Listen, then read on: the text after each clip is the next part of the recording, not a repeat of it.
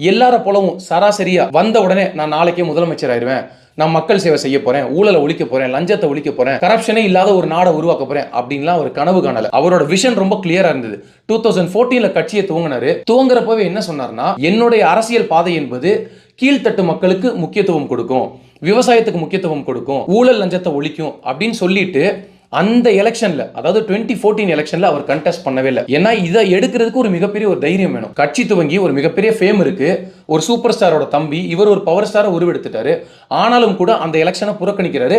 ஆனா தெலுங்கு தேசம் கட்சியும் பிஜேபியும் இவர் ஆதரிச்சு பிரச்சாரம் பண்றாரு. இந்த 2014ல இருந்து 2019 தேர்தல், அடுத்த தேர்தல். ஆனா அதுக்குள்ள மக்கள் பிரச்சனை எல்லா இடத்துலையும் குரல் மட்டும் கொடுக்கல, மக்களோட மக்களாவே இவர் வாழ்ந்தாரு. எல்லா இடத்துலையும் இறங்கி போய் மக்களோட மக்களா நின்னாரு, போராட்டம் பண்ணாரு, பிரச்சாரம் பண்ணாரு, பேசினாரு மக்களின் குரலாகவே.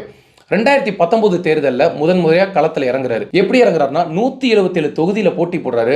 இவர் மட்டுமே 2 தொகுதியில் போட்டியிடுறாரு.